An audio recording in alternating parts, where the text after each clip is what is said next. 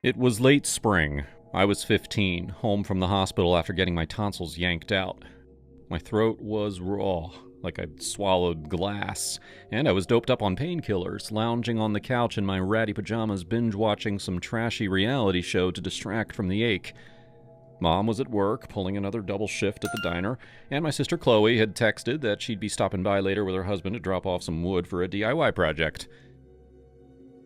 Life felt mundane, almost peaceful after the surgery haze. And then came the knock. I dragged myself to the door expecting my brother-in-law with his truckload of lumber. But when I opened it, there he was, my father, John, after 3 goddamn years of radio silence. He looked like death warmed over, like he'd crawled out of a grave. His skin was peeling in flaky patches, hanging off his cheeks like old wallpaper. Bald as a cue ball, not a single hair left from what used to be his thick, wavy mop. And his eyes? Bloodshot, hollow. "I regret everything," they seemed to say, but his mouth stayed shut at first. "Dad?"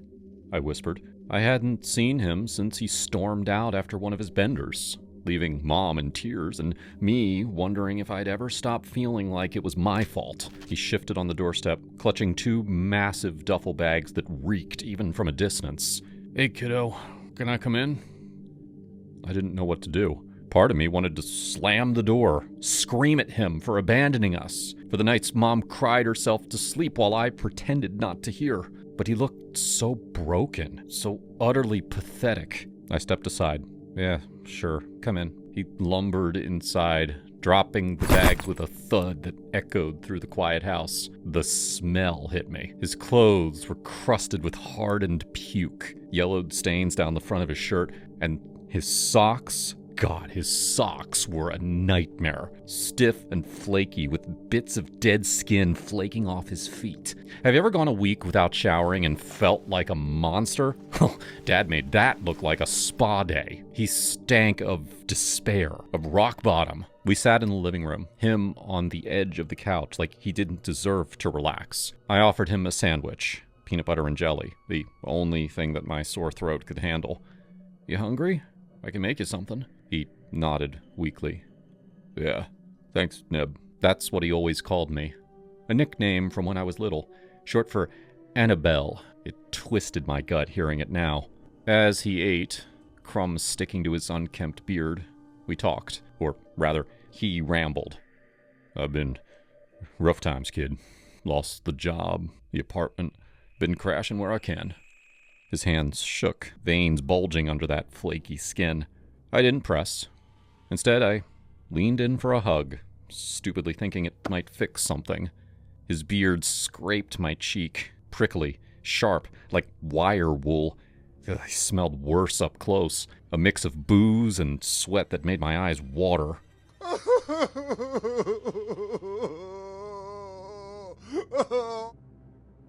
"I'm sorry, Neb. I'm so damn sorry." Pathetic. That's what I thought, even as I patted his back. He came looking for sympathy right when I'd finally started healing from the daddy issues he'd planted in me. Therapy sessions with the school counselor had helped, but here he was, ripping it all open. After a while, he pulled back, wiping snot on his sleeve. I need to call your mom. If I can't stay here, Neb, if I can't stay, I'll die." What the f***? He said it straight to my face. My heart stopped, literally felt like it seized in my chest. Manipulate us with threats? I nodded numbly. "Okay, Dad. I'll give you privacy." I stumbled upstairs to my room, shut the door, and collapsed on the bed. The sobs came hard, choking me, my throat burning worse than post-surgery. Why me? Why now? My phone buzzed. It was Chloe. "I'm on my way home. What's going on?" "Dad's here," I managed between tears. "He looks awful. Said he'll die if Mom doesn't let him stay." "Stay put. I'll be there soon." Downstairs, I heard him on the phone, his voice muffled. When he called me down, I wiped my face and went. He was in the bathroom, swishing mouthwash, like it could erase the beer stench clinging to him. "Come here, kid. Let me show you something useful." Useful? He decided, right then, to teach me how to fight. A drunk, broken man schooling his teenage daughter on self-defense. Okay, stand like this, he said, positioning my feet. If someone's coming at you, kick their kneecap right here. He demonstrated weakly, his leg trembling. Snap it back. He'll drop him. I mimicked him, feeling ridiculous. Like this?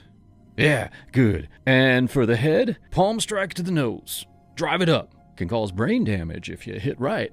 His eyes lit up a bit, like this was bonding. And then he stepped outside for a smoke, the door clicking shut.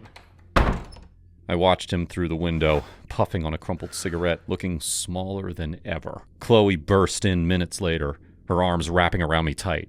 Oh, honey, you okay? I buried my face in her shoulder. No, he's a mess, Chloe. He cried and he said he'd die. She held me at arm's length, her eyes fierce. That's not on you. None of this is. Mom's on her way. Come on, you're coming to my place. We grabbed my stuff, and as we left, Dad watched from the porch, cigarette dangling. Take care, Neb, he called softly. At Chloe's, I crashed on her couch, numb. She made tea, sat with me. Tell me everything. I spilled it all. The smell, the hug, the threat. Why did he say that to me? Because he's selfish, she said gently. Addiction makes people monsters, but you didn't cause this. Mom called later. He's staying for now. We'll figure it out. Figure it out. That's what we did. Piecemeal. Dad moved into the guest room, promising to get clean. AA meetings. Detox shakes that made him puke more. If you don't forgive me, what's the point? He'd say over dinner, eyes pleading. One night, weeks in, Mom and I were in the kitchen washing dishes. Dad shuffled in, reeking of hidden booze. I tried, okay? But you two, you make it hard. Mom slammed a plate down. Hard? You left us, John, for 3 years, and now you threaten that you might die? He glared and then turned to me. Neb, tell her, I was teaching you to protect yourself. That's love. Love? You scared me. Made me think you'd kill yourself if we said no. He deflated. I'm sorry. The argument hung in the air. Dad stood there a moment longer, shoulders slumped, and then shuffled out of the kitchen without another word. That night, after Mom went to bed, I heard him moving around downstairs. Quiet thumps, the zipper of those disgusting duffel bags, the back door creaking open and shut. By morning, he was gone. No note, no goodbye, just an empty guest room and the faint stink of stale beer lingering in the hallway. Mom found his key on the kitchen table, next to the half-eaten sandwich that he'd left the night before. She stared at it for a long minute and then dropped it in the trash. Good riddance, she said, voice steady for the first time in years. I waited for the guilt to hit me, the old familiar ache of wondering if I'd pushed him too far. It didn't come. Instead, something lighter settled in my chest. Relief. We didn't talk about him much after that. Mom started taking evening classes at the community college, something she'd always wanted to do. I went back to school, my throat finally healed, and started hanging out with friends again. Chloe came over more often, bringing her baby girl who'd crawl across the living room floor and make us laugh until our sides hurt. One evening, months later, we sat on the porch watching the sun dip behind the neighbor's maple tree. Mom reached over and squeezed my hand. We're okay, Neb, she said softly. We're really okay. I squeezed back. Yeah. We are. It was one of those mornings where everything felt slightly off-kilter. The kind of morning where the coffee tastes a little different, the air tastes a little thicker, and reality seems to bend at the edges. As I sat in my recliner, cradling my mug and trying to shake off the remnants of sleep, I saw my boyfriend, Jake, walk by in his work clothes, heading toward the bathroom. "Good morning," I called out. But he didn't respond. Maybe he didn't hear me, or perhaps he was in one of those pre-coffee grumpy moods. I shrugged it off and sipped my coffee, letting the warmth sip into my bones. A few minutes later, I heard the front door open. Jake walked back into the house, his face a mix of frustration and haste. He had his phone in hand, clearly had forgotten something. I watched as he headed toward the bedroom again, but something was wrong. He was wearing a completely different outfit than he had just moments before. My mind was racing, trying to piece together with incongruity. "Jake, you were just in the bedroom, weren't you?" I asked, my voice tinged with confusion. He paused, giving me a puzzled look. No, I was outside cleaning the car. I forgot my phone," he said, holding it up as evidence. "But I just saw you walk by in different clothes," I stammered, my grip tightening on my coffee mug. Jake frowned, clearly trying to understand what I was saying. "Babe, I haven't been inside since I left. Maybe you were just seeing something." I wanted to believe him, but unease gnawed at me. I couldn't shake the feeling that something was terribly wrong. I finished my coffee, trying to rationalize what I had just seen. Maybe it was a trick of the light, or perhaps my sleep-deprived brain was playing tricks on me. The day passed in a blur of mundane tasks and work obligations, but the morning's events lingered at the back of my mind. By the time evening rolled around, I was eager to put the whole thing behind me. Jake and I settled on the couch and watched a movie, hoping to unwind and forget about the odd start of our day. But as the night wore on, the sense of unease only grew. I found myself glancing toward the bedroom, half expecting to see Jake walk by in a different outfit again. It wasn't until we were getting ready for bed that I finally decided to bring it up again. "Jake, about this morning, it really freaked me out," I admitted as we climbed into bed. "I know what I saw." He turned to me, his expression softening. "I don't know what to tell you. I mean, maybe it was just a weird coincidence or something. Better not to dwell on it, okay?" I nodded, but feeling uneasy. I drifted off to sleep, hoping that a good night's rest would help me clear my mind. The next morning, I woke up feeling more refreshed than unsettled, but still a bit uneasy. Jake had already left for work. I found myself alone with my thoughts. I decided to shake off the lingering dread by going for a run. The crisp morning air helped clear my mind, and by the time I returned home, I felt a bit more grounded. As I walked through the front door, I noticed something odd. Jake's work boots were by the door, but they were muddy, as if he had been outside in the rain. But it hadn't rained in days. I frowned, trying to make sense of it. The day passed uneventfully, but the mystery of the muddy boots and strange outfit change gnawed at me.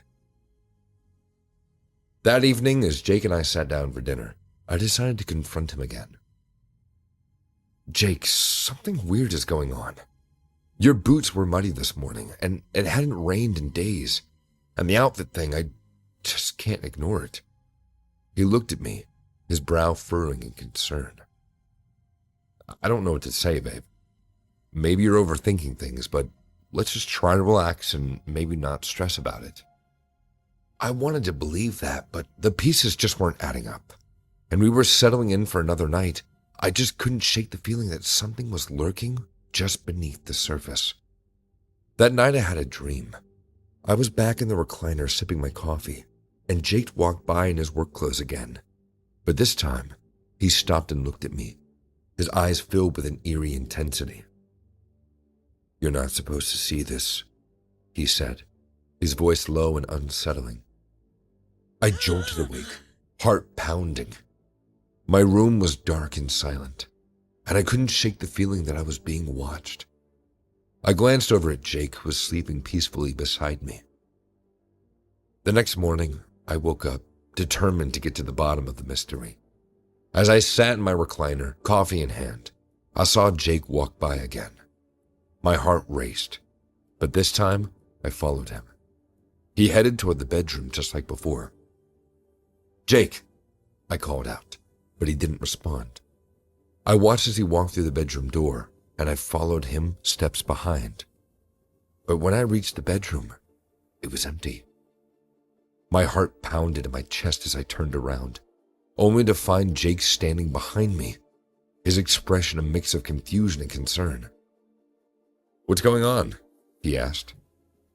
I took a deep breath, trying to steady myself. "I saw you walk into the bedroom, but you weren't there, And this happened before. I don't know what's happening, but it's freaking me out. Jake looked at me, his eyes searching in mine. Look, I believe you, okay? He said softly. Maybe there's something more going on here. We spent the next few days trying to piece together the mystery. We researched everything from sleepwalking to parallel universes, and nothing seemed to fit. It was only then that we decided to explore the house for something. Upon looking into the attic, it was then that we stumbled upon an old journal hidden in the attic that we finally found at least some answers. The journal belonged to the previous owner of the house, a man named Henry who had experienced similar strange occurrences. His writings detailed sightings of his own doppelganger with an eerie feeling of being watched. He believed that the house was built on a ley line, a place where boundaries between realities were